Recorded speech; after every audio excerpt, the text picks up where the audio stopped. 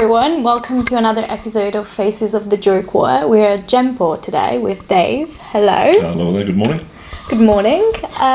Tell me a little bit about the business and how you started and why. Okay, so Gemport Jewellery Limited. Gemport, the word that we needed for the business had to be something that was viable to what we were going to do. So gem means precious and a port is a hub of activity. So Gemport was born. Officially we've been running 5 years now, but it's actually, its first existence occurred about 16 years ago when we were really playing at starting a business. Both my wife and I had other careers, other jobs, so what we did was to develop a business that we could both eventually go into and develop ourselves. Was your background with your previous job in jewellery making? No, not at all. My wife's was. So Right. my wife, Joanne, she's been in the industry since she was 16. So from an early part of her life, she's been involved in the jewellery trade, the jewellery industry. An immense amount of knowledge is attained in that time. And then she found employment with one of the large trade businesses in the jewellery quarter, probably the largest supplier of platinum in Europe. And a lot of expertise was developed there, a lot of connections, and those connections, that expertise, we were then able to take forward to start the business properly. Definitely. So you started because your wife had a passion for jewellery. Absolutely. And then you became passionate about it. I became a single-person sales team very, very Right. quickly. What happened was that people, very much in networking, when you meet people, you have to meet them first. They have to like you, they have to get to know you, and they have to trust you. And if you have clientele that are parting with a large amount of money, that meet like no trust is very important. So that was my role from early on in the business. It was connections that I was forming, people that I began to know quite well, and they would come to us for their precious items, and that's how the business evolved. I mean, definitely trust is very much involved when it comes to jewellery and selling jewellery. And you build a major relationship with your clients, right? Every time, because the only way, certainly in the jewellery quarter, because people come to the jewellery quarter for precious items on the whole, and there's over 300 retailers out there, and there are workshops galore, and a lot of them are very, very good. So we have to give people a reason to come here. They have to have every reason to use us and to keep using us. What I would call residual income are people that will use us month after month or year after year, and they will only do that if they trust us and if they've got to know us quite well. That's the essence of it, is trust. Yeah. So aside from trust, what makes you special? You mentioned that you have private events with your clients. Of course, yeah. Well, we have private consultations first of all, so we go that extra mile. Our business model was based on basically what other jewellers and other jewellery businesses won't do or can't be bothered to do. If another jeweller can't do something, it's usually because there's no financial gain in that. So we think that even though the ways that we operate is sometimes a little bit more time consuming, we probably spend a lot of time with clients, more than any other outlet would prefer, but by doing that we usually have a positive result at the end of it. They have the item that they're really thrilled with, and we have the pleasure of having them as a customer. Amazing. So how does a consultation start? Okay. So they come here and then they ask you for something specific, or you give advice? A little bit of both, and we can go to the clients as well. So if we have done home visits, we've recently done one for a lady who's in the later stages of pregnancy and doesn't find it easy to get to us. They're regular clients, they've been customers of ours for years, have referred a lot of people to us, so we take pleasure in going to their home and doing the consultation there. Most of our images and facilities are online or on our internet access. What we can do is show them everything that we could show them here. Usually when they come here, that we'll greet them at the gates, we'll allow them into a secure parking area, we'll park them up. If it's raining, I'll go outside with an umbrella, keep them dry, bring them in, everybody gets a luxury coffee, refreshment, sits down. If it's a particular celebration, we'll give the customer something a little bit stronger to make them feel more relaxed. And then once we know what they're looking for, once we've usually got an idea, but usually once we know what they're looking for, we can take them in the right direction to get the right item at the right costing as well. So it's a full service? Full service, there's nothing that we don't do. Great. If we can't do it, we have suppliers and contacts and associates with us that can do what we need to do. So for instance, we do an antique service. Now we don't do that actually ourselves, but we have a contact that does the antique service for us. So for people bringing valuable or any antique into us, we can get it valued off site and get the customer the information that they need. Some of the services that we provide, the valuation services, are done in-house. We do most of those ourselves in-house, and then the workshop, which is now just across the courtyard, as you've seen, and the watch repairing as well. Now, watch repairing and watches are with the luxury watch market, we need strong, viable suppliers with us, and we have 2 or 3 really good suppliers of luxury watches, so we can offer that service as well. Are your suppliers in the jewellery quarter? Yeah, some are and some aren't. We find that we've gone out of the area to meet other suppliers and providers. We've done that over the last 5 or 6 years. We've also gone out of the country. So my wife and co-director Joanne went to Antwerp recently, where she met an ample supply of diamond suppliers, and those suppliers are constantly in touch, offering us alternatives, the best prices, the best diamonds, whatever they can offer it for at that time. So we have a whole network of suppliers at the minute, out of the area and in the area. That's incredible. So when, obviously you mentioned that the jewellery quarter is a place where there is a lot of jewellery shops, obviously, but what makes this quarter special to be in? I think if you compare us to other, I mean, if you look at Hatton Garden in London, it's very bespoke, it's very high end, but you're looking at London prices, you're looking at a London edge, a London feel to that. So what I think you have here, and I think where the jewellery quarter has its edge and its quality, is that it was very much an industry where it was a manufacturing area for many, many years when they started. So it was always made here. It wasn't just a retail outlet area. And as the area has evolved, there's a lot of very good retail outlets here. I would like to include us amongst them, but they all offer a different facility. So some are very high, they have high visibility on the main streets of the jewellery quarter. They can be seen.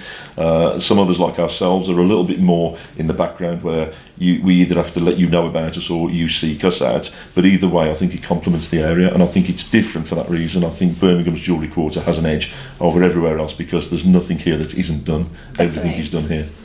Definitely. And what is the next step for Gemport? That's a really good question.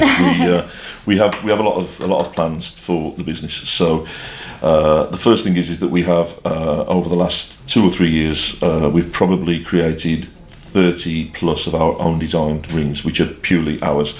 So we've got a CAD facility, computer aided design. So we've created the rings, we've created the images. Some of them have been sold, and some of them have been done by us as a collection of our own samples. We call it Gemport Prestige because it's a prestige level. None of the rings will be low budget. We tend not to be low budget with most of what we do. We prefer not to be. If we put our name to it, it has to be a quality item. It has to stand the test of time for people's heritage, so that if you buy a piece from us, part of the Gemport Prestige, then it will last for generations to come. So it's an investment more so.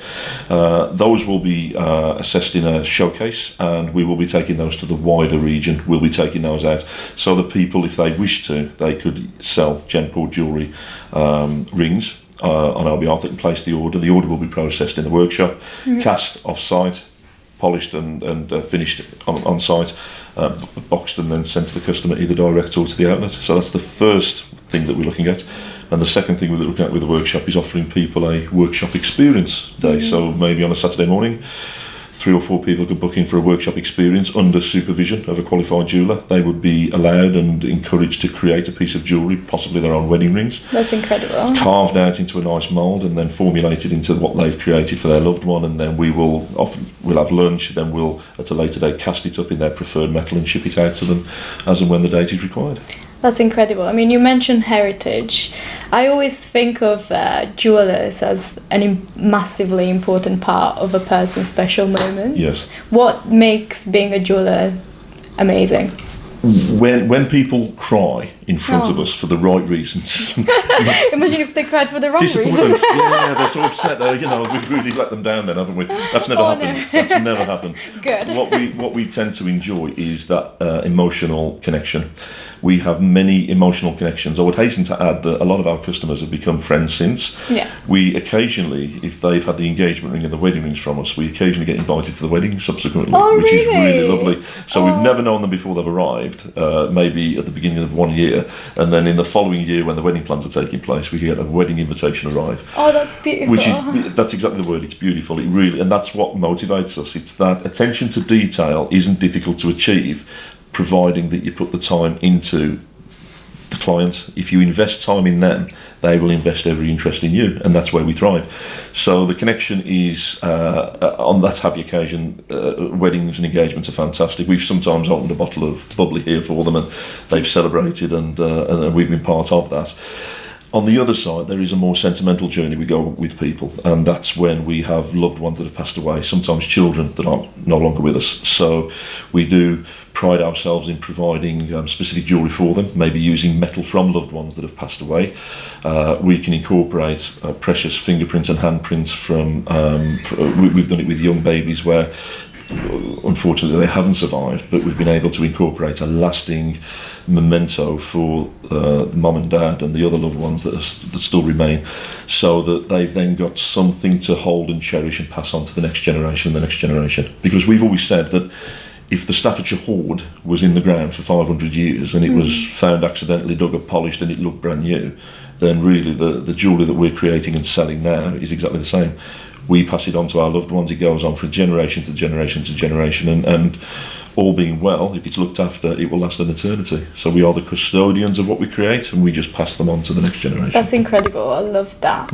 So let's talk about your awards. You've won quite a few. We have now. Yeah, they come quite as a surprise, really, because you're normally rule of thumb is that somebody will nominate you for an award. So the first thing you hear is that an email will arrive and say that you've been nominated for an award in a certain category, which is really good.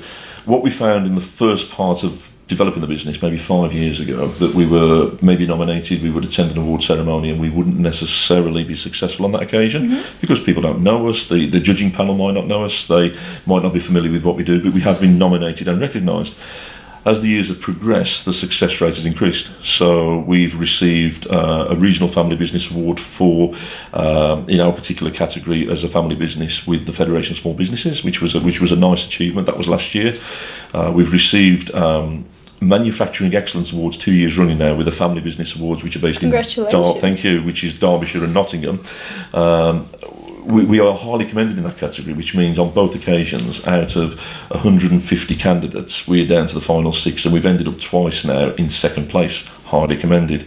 So our ambition and aim now is to excel, to get that first place recognition. I'm sure you won't have any problem. We are trying very hard.